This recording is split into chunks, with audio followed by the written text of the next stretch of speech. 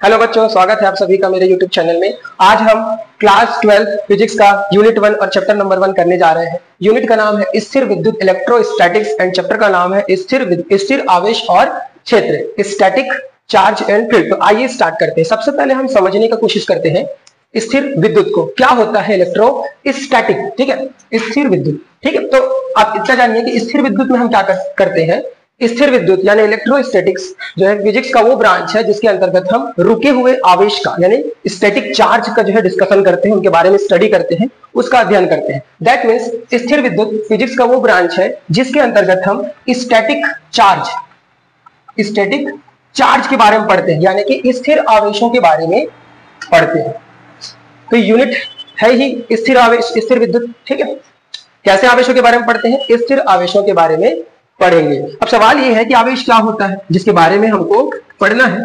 तो हमको ये जानना बहुत जरूरी है कि आवेश क्या होता है, ठीक है। तो आवेश के बहुत सारे डेफिनेशन है, ठीक है। तो हम शुरू से शुरू करते हैं कि शुरू समय की बात अगर पहले जो हमारे बुक में भी दिया हुआ है कि अगर हम क्या करते हैं, एक वस्तु को दूसरे वस्तु के ऊपर में घर्षण कराते हैं, फ्रिक्शन कराते हैं, तो उससे क्या होता है, ऊर्जा पैदा होती है। क्या पैदा होती है? ऊर्जा। जैसे कि आप एक पेन ले लो, ठीक है, और पेन को इस तरीके से जो है बाल में रब करो और जो है कागज को पास लेके आओगे, तो आपने किया होगा, ठीक है, तो वो कागज को अपनी तरफ खींच लेता है, ठीक है। क्या होता है, कागज को अपनी तरफ खींच लेता है। मतलब इसको अगर मैं बाल के साथ या कंबल वगैरह के साथ या किसी कपड़े के साथ अगर मैं रब करता हूं, तो इसमें एक एनर्जी जो है जनरेट होती है, जो दूसरे जो है वस्तुओं को, थिंग्स को, जो हल्की हुई से उनको अपनी तरफ जो खींच लेती है, ठीक है। इस एनर्जी को ही क्या कहा जाता है, आवेश कहा जाता है, ठीक है। बाद में बहुत सारे डिस्कशन हुए आवेश के बारे में, ठीक है। तो और भी बहुत सारे डेफिनेशन है इसके, जैसे कि आवेश वो पदार्थ का वो गुण होता है, एक तरह का प्रॉपर्टीज होता है जो इलेक्ट्रिक फील्ड और मैग्नेटिक फील्ड को फील कर सकता है। हम उसको क्या कहेंगे, चार्ज कहेंगे करके, ठीक है। तो मोस्टली हम लोग चार्ज क्या होता है समझ गए होंगे कि चार्ज एक तरह का एनर्जी है, एक तरह का ऊर्जा है, ठीक है, जो इलेक्ट्रिक फील्ड और मैग्नेटिक फील्ड यानी कि विद्युत क्षेत्र और चुंबकीय क्षेत्र में अगर हम इस चार्ज को रखें, आवेश को रखें, तो ये एक बल का अनुभव करता है, यानी कि फोर्स को फील करता है, ठीक है। तो ये तो हो गया आवेश, ठीक है। शुरू समय में हम जो है देखेंगे तो कांच, किसका, कांच, जो ग्लास रॉड होता था, उसको जब हमने रेशम के कपड़े में रगड़ा, इसमें रेशम के कपड़े में, तो हमने ये देखा कि कांच पर जो है कुछ ऊर्जा पैदा हो गई जो हल्की वस्तुओं को अपनी तरफ खींच रही थी, ठीक है। इसी तरीके से कांच को हमने कंबल वगैरह में या ऊन में जो है घर्षण कराया, तो भी उसके अंदर जो है एनर्जी पैदा हो गई, यानी वो भी जो है दूसरी चीजों को अपनी तरफ आकर्षित करने की क्षमता रखती थी, अट्रैक्शन फोर्स था उसके अंदर। कांच को अगर रेशम के कपड़े से रगड़ा जाए तो शुरू समय में इस पर जो भी एक ऊर्जा पैदा होती थी, ऊर्जा, उसको कहा जाता था काचाभ, विट्रस, क्या कहा जाता था, विट्रस। और ऊन के साथ, ठीक है, या किसी रेजिन को, इसी की जगह में रेजिन, ठीक है, तो अगर ऊन के साथ रगड़ लेता हूं तो उसमें जो चार्ज पैदा होता था उसको रेजिनी कहा जाता था, रेजिनी। बाद में उनका नाम बेंजामिन फ्रैंकलिन के द्वारा काचाभ को पॉजिटिव चार्ज कहा गया और जो है रेजिनस को जो है नेगेटिव चार्ज कहा गया। ये तो कहानी जो है हिस्ट्री की थी। अब आप समझिए कि आवेश दो तरह के होते हैं, ठीक है। आवेश कितने तरह के होते हैं, दो तरह के होते हैं। एक होता है धनात्मक आवेश और एक होता है ऋणात्मक, positive charge and negative charge. Charge कितने तरह का होते हैं, दो तरह के चार्ज होते हैं। और ये हम पहले से ही प्रयोगों द्वारा सिद्ध है कि पॉजिटिव चार्ज को जब आप पास लेके आओगे तो ये इस पर फोर्स क्रिएट करेगा और इस पर ये फोर्स क्रिएट करेगा। दोनों जो है सेम चार्ज है, दोनों एक दूसरे को रिपेल करते हैं, ठीक है, यानी प्रतिकर्षित करते हैं। इसी तरीके से माइनस चार्ज को माइनस चार्ज के पास लाओगे तो भी यही हाल होता है कि माइनस चार्ज दूसरे माइनस चार्ज को रिपेल करता है, क्योंकि एक ही तरह की एनर्जी से इन लोग जो है भरे, तो एक ही तरह की एनर्जी इनके अंदर में है, तो एक ही तरह की एनर्जी वाले लोग एक दूसरे को क्या कर रहे हैं, रिपेल कर रहे हैं। लेकिन अगर पॉजिटिव को निगेटिव के पास लाया जाए तो ये अट्रैक्ट करते हैं एक दूसरे को, इनके बीच में अट्रैक्शन फोर्स काम करता है, ठीक है। तो चार्ज दो तरह का होता है, पॉजिटिव और निगेटिव। सेम चार्ज को अगर पास लाओगे तो एक दूसरे को रिपेल करेंगे, और अगर अलग अलग चार्ज को यानी डिफरेंट चार्ज को अगर पास लेके आओगे तो वो एक दूसरे को क्या करते हैं, अट्रैक्ट करते हैं, यानी कि इन पर एक फोर्स काम कर रहा है, ठीक है। क्या कर रहा है, फोर्स काम कर रहा है। तो आइए इसी फोर्स को आगे बढ़ाते हुए हम कूलॉम का नियम जानने की कोशिश करते हैं। कूलॉम का नियम क्या कहता है, फोर्स के बारे में बताता है कि दो चार्ज को इस तरीके से मान लेते हैं, दो चार्ज है, मान लेते दोनों पॉजिटिव, दोनों क्या है, पॉजिटिव, ठीक है। दो चार्ज एक दूसरे पर फोर्स लगाते हैं, ठीक है, क्या लगाते हैं, एक दूसरे पर फोर्स लगाते हैं। अगर दोनों पॉजिटिव हैं तो दोनों जो है एक दूसरे को रिपेल करेंगे, मतलब ये चार्ज मान लेते हैं कि ये चार्ज जो है पहला है और ये चार्ज दूसरा चार्ज, ठीक है, इसको मैं मान लेता हूं Q1 है और इसका चार्ज कितना है, Q2 है। तो ये Q1 वाला जो चार्ज है वो Q2 चार्ज पर फोर्स डालेगा, जिसकी वजह से क्या होगा, ये जो है उधर चला जाएगा, रिपेल कर देगा। यानी कि इस पर जो फोर्स काम करेगा, फोर्स ऑन 1 ड्यू टू 2 काम करेगा और इसका डायरेक्शन इधर रहेगा, उसके फोर्स का डायरेक्शन इस पर इधर रहेगा। इसी तरीके से ये भी इस पर जो है कुछ ना कुछ फोर्स डालेगा, जिसके क्योंकि दोनों पॉजिटिव है, ठीक है, दोनों सेम टाइप के चार्ज है, तो ये भी इस तरफ जो है फोर्स डालेगा। तो इस पर जो फोर्स पड़ेगा फोर्स ऑन 1, सॉरी यहां उल्टा लिख दिया, फोर्स ऑन 2 ड्यू टू 1, यानी कि दूसरे पर जो है पहले की वजह से फोर्स पड़ रहा है, और इस पर क्या पड़ेगा, फोर्स ऑन 1, यानी पहले पर फोर्स पड़ेगा दूसरे की वजह से। तो इसका फोर्स का डायरेक्शन इधर है, दोनों एक दूसरे को क्या कर रहे हैं, रिपेल कर रहे हैं। यानी कि हम ये कह सकते हैं कि दोनों के फोर्स का मैग्नीट्यूड क्या हो, अगर ये दोनों सेम कूलम के चार्ज है, ठीक है। देखो आवेश जो होता है उसका एसआई मात्रक, आवेश का जो मात्रक होता है वो कूलम होता है, क्या होता है, कूलम। इसको सी करके लिखते हैं, ठीक है। एसआई यूनिट में 11th क्लास में आपने पढ़ा होगा, आवेश की मात्रा, अमाउंट ऑफ चार्ज, उसका एसआई यूनिट होता है कूलम, जिसको सी से शो करते हैं कैपिटल लेटर में, क्योंकि ये साइंटिस्ट के नाम से जुड़ा हुआ है। तो इस पर जो है फोर्स ऑन 1 ड्यू टू 2 लगा, इसका मैग्नीट्यूड लेंगे, और इस पर जो है फोर्स क्या लगेगा, फोर्स ऑन 2 ड्यू टू 1 लेंगे, दोनों सेम कूलम के हैं तो सेम फोर्स क्रिएट करेंगे। ये जितना इस पर फोर्स लगाएगा उतना ही इस पर फोर्स लगाएगा। इसका मतलब ये हो गया कि न्यूटन का जो थर्ड लॉ है वो यहां पर जो है काम करने जा रहा है। ये इस पर फोर्स लगाया और ये इस पर फोर्स लगाया, दोनों एक दूसरे के अपोजिट डायरेक्शन में फोर्स लगा रहे हैं, इधर लगा रहे हैं, उधर लगा रहे हैं। तो इस तरीके से हम एक में माइनस लगा सकते हैं, यानी force on 1 due to 2 that is equal to the force on 2 due to 1 बोल सकते हैं। यानी कि पहले में दूसरे की वजह से जो फोर्स लगा, बल लगा, और दूसरे में पहले की वजह से जो फोर्स लगा वो दोनों बराबर है, लेकिन डायरेक्शन उनका क्या है, अलग अलग है। माइनस हमने डायरेक्शन के लिए लगा दिया है। तो यहां पर हमको ये देखने को मिलेगा कि जो फोर्स का मैग्नीट्यूड होगा, इसको मैं अगर अंदर ले आऊं तो ये हो जाएगा आपका 0, यानी कि जो नेट फोर्स होगा, क्या होगा, जो नेट फोर्स होगा इन दोनों के बीच में वो क्या होगा, 0 होगा, ठीक है। कुल मिलाकर दोनों के द्वारा जो फोर्स लगाया जा रहा है वो क्या है, 0 है, ठीक है। अब इसी जो है कंसेप्ट को लेते हुए जो है कूलम ने क्या बताया, अपना एक रूल दिया, ठीक है, अपना एक रूल दिया जिसको हम जो है कूलम के नियम यानी कि लॉ ऑफ कूलम्स के नाम से जानते हैं। आइए उसको समझते हैं। इन्होंने क्या कहा कि अगर दो चार्ज Q1 और Q2 r डिस्टेंस पर रखे हुए हैं तो Q1 का एक अपना मैग्नीट्यूड होगा और Q2 का एक अपना मैग्नीट्यूड होगा। ये अपने मैग्नीट्यूड के हिसाब से यानी कि अपने जितना इसके अंदर कूलम्बिक फोर्स जितना इसके अंदर चार्ज होगा, जितने कूलम का, उसके हिसाब से इस पर फोर्स लगाएगा, और ये क्या करेगा, इसके अंदर जितना भी चार्ज रहेगा वो उसके हिसाब से इस पर फोर्स लगाएगा। तो दोनों एक दूसरे के ऊपर जो क्या लगाएंगे, फोर्स लगाएंगे। तो इन्होंने ये बताया, कूलम ने क्या बताया कि दो आवेश यानी दो चार्ज के बीच जो लगने वाला फोर्स होता है, ठीक है, ये डायरेक्टली प्रोपोर्शनल होता है यानी कि अनुक्रमानुपाती होता है इस चार्ज के मैग्नीट्यूड के, यानी कि Q1 और Q2 के मल्टीप्लाई के, यानी कि प्रोडक्ट के, गुणनफल के अनुक्रमानुपाती होते हैं। यानी कि इन्होंने कहा कि दो चार्ज अगर r डिस्टेंस पर रखे हुए हैं तो दोनों चार्ज के मैग्नीट्यूड का, मैग्नीट्यूड मतलब परिमाण, ठीक है, दोनों चार्ज के मैग्नीट्यूड का, दोनों चार्ज के मैग्नीट्यूड का प्रोडक्ट यानी कि गुणनफल उस पर लगने वाले फोर्स के डायरेक्टली प्रोपोर्शनल होगा, यानी कि अनुक्रमानुपाती होगा। फिर उन्होंने बताया कि इसके बीच का जो डिस्टेंस है r, उसका व्युत्क्रम वर्ग का व्युत्क्रमानुपाती होगा, यानी कि square inversely proportional to r square, ठीक है, इनवर्सली प्रोपोर्शनल यानी कि व्युत्क्रमानुपाती होगा। तो दो चीजें बताया, दोनों चार्ज के मैग्नीट्यूड के प्रोडक्ट के डायरेक्टली प्रोपोर्शनल होगा और उनके बीच के डिस्टेंस के यानी दैट मींस r के स्क्वायर के इनवर्सली प्रोपोर्शनल होगा। अगर दोनों को हम मिला दें तो हमको क्या मिलेगा, हमको मिलेगा f is directly proportional to Q1 Q2 upon r का स्क्वायर। प्रोपोर्शनल को अगर मैं हटा दूं तो यहां पर लग जाएगा k, जो कि कांस्टेंट वैल्यू है, जो कि दो चार्ज के बीच जो मीडियम है ना वहां पर काम करेगा। ये हो जाएगा आपका Q1 Q2 अपॉन r का स्क्वायर। तो ये जो है ये है आपका कूलम का नियम, कूलम्स रूल। अब यहां पर एक चीज आप जानिए कि ये जो k है, k की अपनी एक वैल्यू होती है, k की वैल्यू होती है 1/4 पाई एप्सिलॉन नॉट, जहां पर एप्सिलॉन नॉट जो होता है वो एयर यानी कि हवा, वायु या वैक्यूम के रेस्पेक्ट में ये एब्सोल्यूट परमिटिविटी क्या होता है, एब्सोल्यूट परमिटिविटी, इसको बोलते हैं निरपेक्ष परावैद्युता।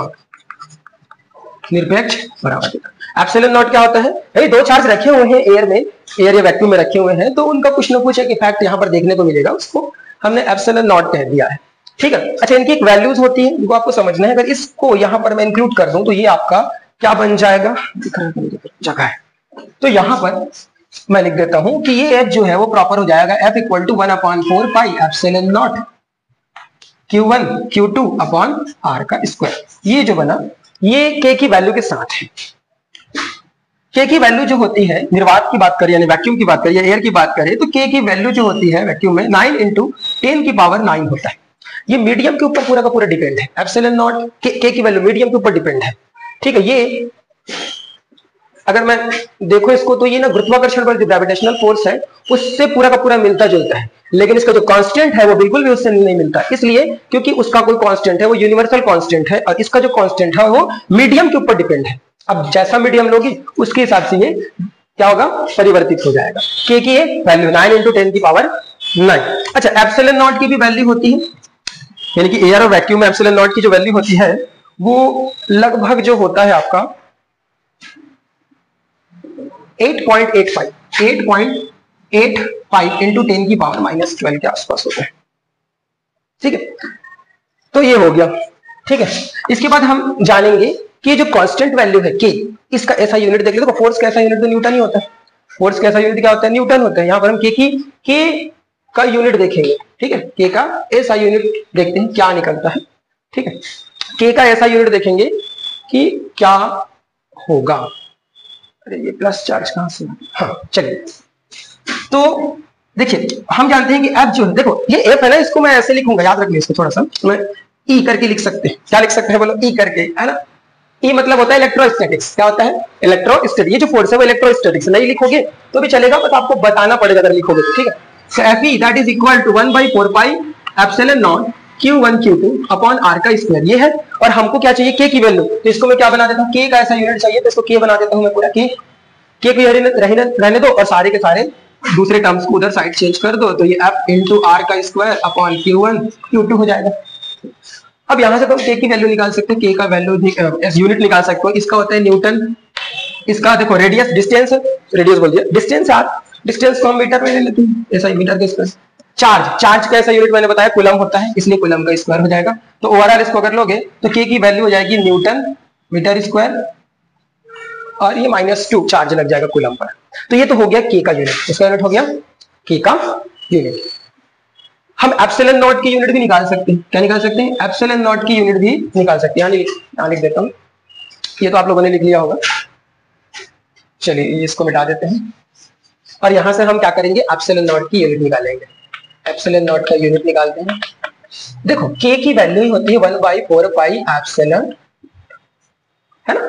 और K का यूनिट अभी हमने निकाल रखा है, देखो 1/4 पाई, ये कांस्टेंट वैल्यू हो जाएंगी, ठीक है।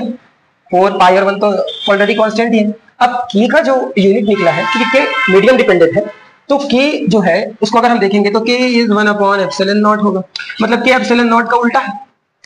तो उसको भी उल्टा कर दो, K का जो भी यूनिट हो उसको क्या कर दो, उल्टा कर दो, तो एप्सिलॉन नॉट की यूनिट निकल जाएगी। यानी कि न्यूटन को पर न्यूटन कर दूंगा, मीटर को पर मीटर स्क्वायर, और कूलम जो है पॉजिटिव में चला जाएगा, तो ये एप्सिलॉन नॉट का क्या निकल जाएगा, यूनिट निकल जाएगा, ठीक है। क्या निकल जाएगा, यूनिट निकल जाएगा।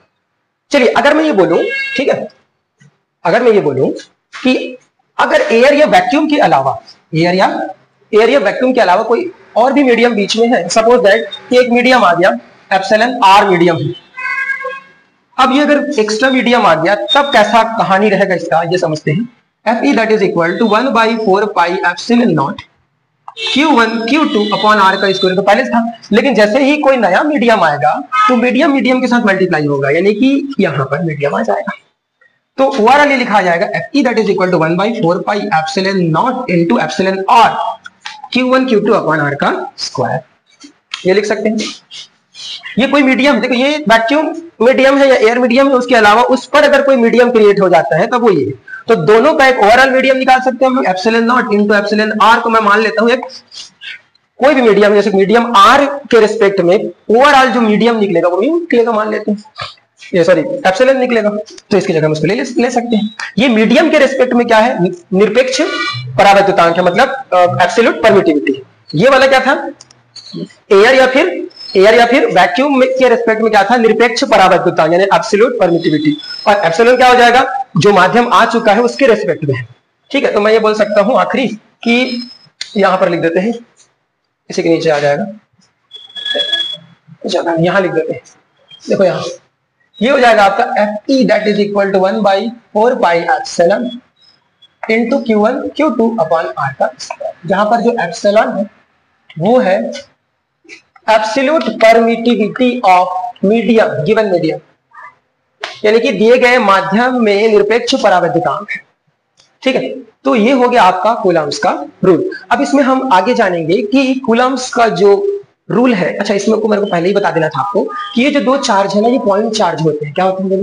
पॉइंट चार्ज, पॉइंट के जैसे चार्ज होते हैं, बहुत बड़ा नहीं और बहुत छोटा भी नहीं, मतलब बहुत छोटा भी नहीं होना चाहिए और बहुत बड़ा भी नहीं होना चाहिए। बहुत छोटा का मतलब एटम से छोटा नहीं होना चाहिए, जैसे एटम का साइज 10 की पावर -15, ये तो न्यूक्लियस है, न्यूक्लियस इतना न्यूक्लियस से छोटा नहीं होना चाहिए, इससे छोटा होना चाहिए और काफी बड़ा भी नहीं होना चाहिए।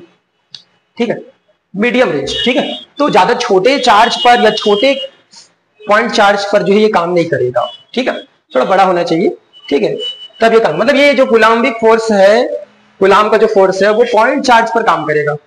और सेंट्रल फोर्स है, ये क्या है? दूसरा चीज ये है, ये सेंट्रल फोर्स है। क्या है? सेंट्रल फोर्स है, यानी कि दोनों चार्ज के, पॉइंट चार्ज के सेंटर से इस फोर्स को कैलकुलेट किया जाता है। ठीक है, तो ये सेंट्रल फोर्स है और दूसरा ये पॉइंट चार्ज पर एप्लीकेबल है। ठीक है, अब बाकी तो आप जान ही रहे हो कि स्क्वायर इनवर्स लॉ को फॉलो करता है। देखिए square inverse law, square inverse law मतलब जो रेडियस है हमने उसका स्क्वायर किया और इनवर्स लिया उल्टा, तो स्क्वायर इनवर्स लॉ पर जो है बेस्ड है। और चौथी चीज आपको जानना जरूरी है कि इसमें फोर्स कंजर्व रहता है। जैसे मैंने बताया कि ये इस पर जितना फोर्स लगाएगा उतना इस पर फोर्स लगाएगा, मतलब न्यूटन के थर्ड लॉ से जो फोर्स क्या हो जाएगा? कंजर्व हो जाएगा, मतलब फोर्स कंजर्वेशन के तहत ये जो है रूल काम करता है। अच्छा, ये ग्रेविटेशनल फोर्स से अलग कैसे उसको समझो। ग्रेविटेशनल फोर्स एक वीक फोर्स होता है जो कि सिर्फ अट्रैक्शन फोर्स को बताता है, लेकिन इलेक्ट्रोस्टैटिक्स फोर्स जो होते हैं, यानी कि जो स्थिर विद्युत जो बल है वो अट्रैक्शन फोर्स भी बताता है और रिपल्सन फोर्स भी बताता है। और इसका जो स्ट्रेंथ होता है वो जी फोर्स से बहुत ज्यादा होता है, 10 की पावर 36 के अराउंड जो है टाइम्स जो है ज्यादा ये जो है स्ट्रेंथन होता है, ताकतवर होता है। मतलब ये जो फोर्स है वो ग्रेविटेशनल फोर्स से बहुत ज्यादा पावरफुल होता है। ठीक है, तीसरा अंतर हम ये बोल सकते हैं कि इसमें जो कांस्टेंट वैल्यू इस्तेमाल की गई है वो जी फोर्स की कांस्टेंट वैल्यू से अलग है, ये मीडियम डिपेंडेंट है और वो यूनिवर्सल कांस्टेंट होता है। यानी कि जो ग्रेविटेशनल फोर्स होता है वो यूनिवर्सल जो है कांस्टेंट होता है, वो हर जगह पर जो है वही नंबर ही 6.67 × 10 की पावर 11 वाला एप्लीकेबल है। लेकिन यहाँ पर 9 × 10 की पावर 9 मीडियम डिपेंडेंट है, मीडियम बदलते जाएगा तो वैल्यूज भी क्या होते जाएंगे? के चेंज होते चले जाएंगे। ठीक है, तो होप आपको समझ में आया होगा। एक आखिरी पॉइंट जो मैं आपको बताना चाहता हूं वो है पॉइंट चार्ज। क्या? पॉइंट चार्ज क्या होता है? पॉइंट चार्ज आप समझिए, पॉइंट चार्ज बिंदु आवेश। पॉइंट चार्ज बिंदु आवेश क्या होता है?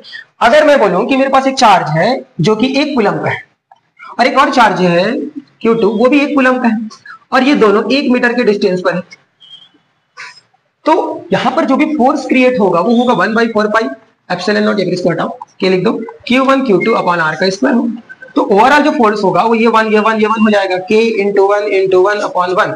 दैट मींस जो Fe होगा वो इक्वल टू K हो जाएगा। क्या हो जाएगा? यानी कि जो फोर्स होगा वो किसके बराबर चला गया? जो फोर्स था वो K के इक्वल चला गया। दैट मींस फोर्स जो होगा वो 9 × 10 की पावर 9 में चला गया। इसे हम एक डाइन करके लिखते हैं। अगर मैं Ft का ऐसा यूनिट लिखूं तो डाइन होता है, सॉरी ऐसा ही बोलता हूं, CGS में, किसमें? CGS में जो फोर्स है उसका यूनिट होगा डाइन, और एक डाइन जो है 9 × 10 की पावर 9 के बराबर होगा।